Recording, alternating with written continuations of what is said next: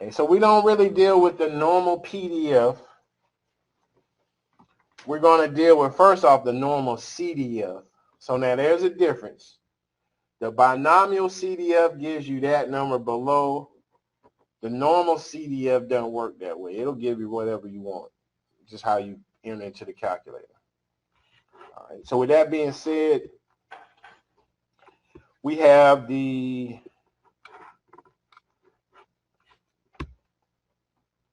and it's not letting me pull it up. Okay, the standard normal distribution, what we talked about before, where we're dealing with a bell-shaped curve. The empirical rule applies, the 68, 99 point, 99 and then 99.7, right? That rule applies. The standard normal curve, the mean is 0 and the standard deviation is 1. And we've already converted z-scores into values, and we converted values into z-scores. Okay, we'll revisit that, okay, later on in this module. Here's some properties of that standard normal distribution. The mean, median, and mode are all equal. The curve is symmetric at the center, so it's like that bell-shaped Taco Bell type curve. But it changed up Taco Bell since I remember it. So, and exactly half of the values are on the left and the other half are on the right. The total area under the curve is 1. In this section, area is probability. Okay, I'm going to write that down on notes, but whenever they ask you to find the probability of something, physically, that's the area under a curve. Okay, this is not algebra class, but we're still going to deal with the little bell-shaped curve, and then we're going to look at area under the curve. That area under the curve is probability. Right, so here is the standard normal curve. We can see the z-scores at the bottom. And there is one thing that I want to add to this.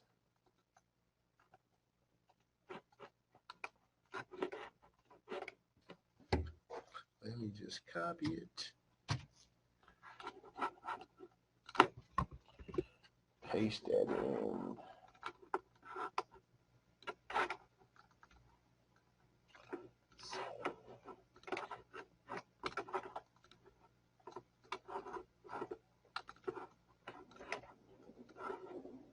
All right, so we're going to use, to find area under the curve, we're going to use the normal CDF, right? And the normal CDF is going to take these parameters.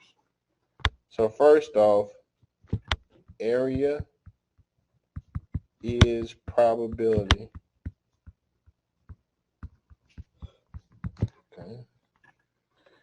The normal CDF function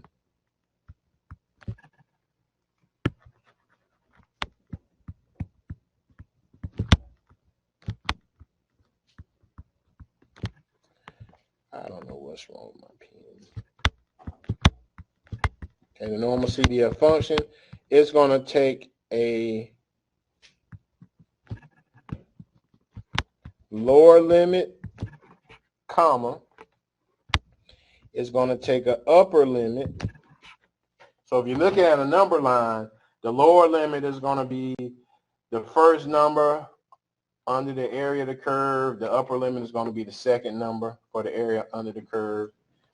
Then you have to put in the mean and the standard deviation.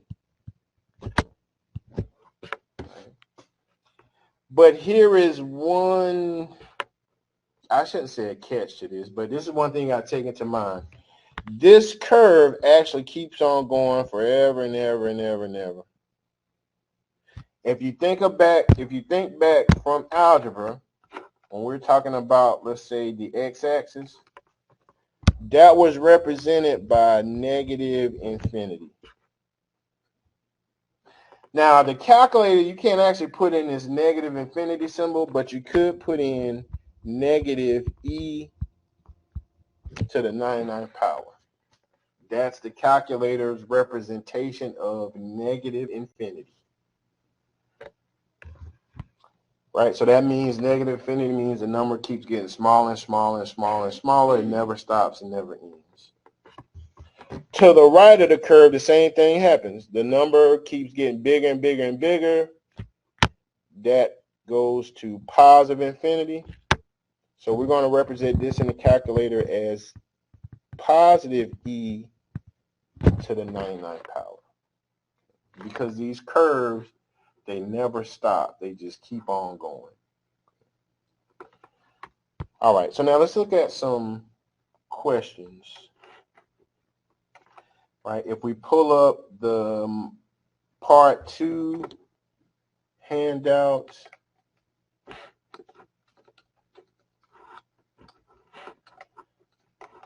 part 2.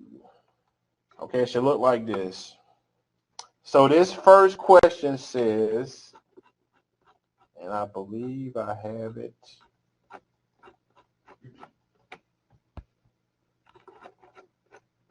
I don't know what went on in the office. I was actually in an interview. I guess I shouldn't be recording this, but I was actually in an interview, and during the interview, I was kind of preparing for this class, so that's why some of the stuff is all over the place.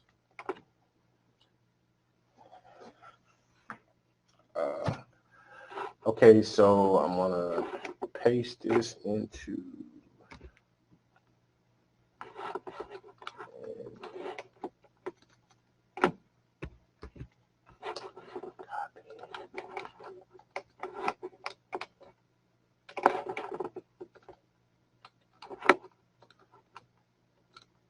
all right, so we'll do this one problem, and this will probably be all the time that we have.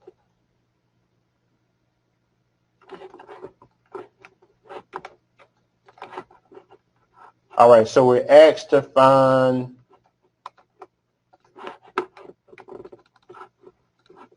the area of the shaded region under the standard normal curve to the left of the given z-score. All right, so this is the area under curve. So remember that probability is area. Okay. So we're given the area to the left of negative 1.15. All right, so we're going to use the normal CDF. The normal CDF works entirely different than the binomial CDF. The normal CDF will give us the cumulative range, but it operates differently. We simply put in the lower limit. In this case, right, this shaded area keeps on going forever and ever, indefinitely.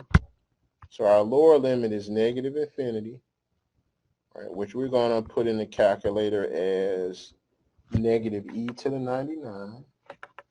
And then our upper limit is where the shaded area stops, which is negative 1.15. Right, so the normal CDF, we have to put in the lower limit, which is negative e to the 99. We have to put in the upper limit, which is negative 1.15. We have to put in the mean, which is 0, and the standard deviation, which is 1. So we're simply going to put that into the CDF function in the calculator. So I'm going to go back into distribution, right, normal and variables. The normal CDF is that second function.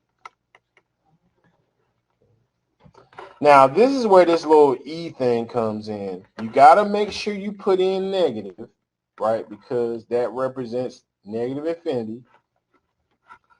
For the e, on my calculator above the decimal point is actually written in as EE. But if I hit second and my comma, right, that EE actually turns into an E. Right, and that's actually exponential notation. negative e to the 99th power, that means you would take your number, and in this case, the understood number is 1 or negative 1. And you will move that decimal 99 places to the left, which is an extremely small number. So that represents negative infinity. So I got to put in negative e to the 99th power. All right, that's my lower limit, comma. My upper limit is negative, and make sure you hit the negative and not the minus, because it will throw an error in the calculator. I'm thinking that the 84 is already up there. Is it? Okay. Mm-hmm. So then I'm going to hit negative 1.15. That's the upper limit. Comma, the mean is 0. The standard deviation is 1. And this gives us our area or our probability, which is 0.125. Yes, everything was already up there except for the upper, which I ain't saying. Everything else was already popped up. Oh, okay. All right, and let's see, what time is it? We'll do one more. We'll do number 2. All right, so number 2 says,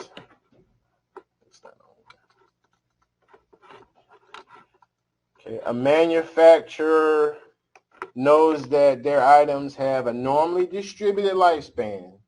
So anytime you see the word normal or normally distributed or standard normal distribution, all of this fits that bell curve. It's normally distributed with a mean of 11.6, a standard deviation of 1.1. If you randomly sample one item, what is the probability that it will last longer than 9 years? So just to give a visual on this, I am going to draw a curve. So it's 2.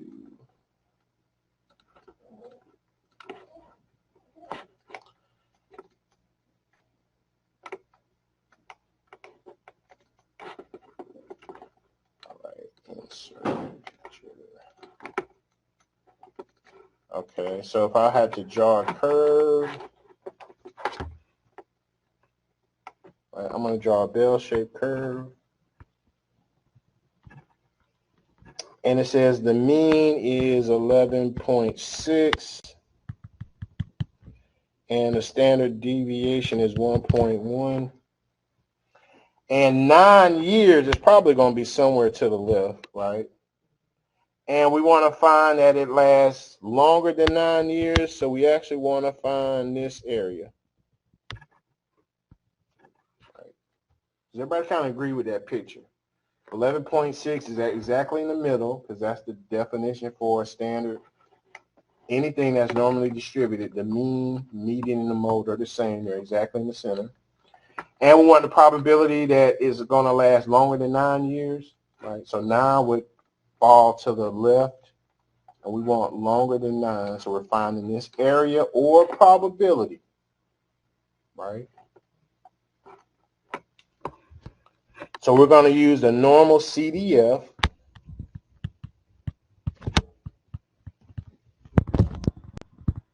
We're going to put in the lower limit, which is going to be what?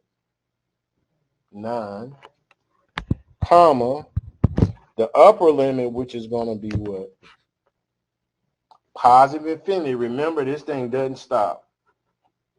So our upper limit is positive infinity, which we're going to put in as e to the 99th power. The next parameter is the mean, which is 11.6. The last parameter is the standard deviation, which is 1.1. Right? And these are the parameters for our function. So unlike the binomial CDF, the normal is pretty straightforward, right? It'll calculate probabilities for that number and higher or that number and less. So that's e to the 99, comma, 11.6, comma, 1.1. And we should get the area or the probability, which is 99 or 0.991. Right. So is it a good chance that the lifespan is going to last longer than 9 years? Probably will, right? Because if you change that 0.99 to a percent, that's like 99%, which is really close to 100.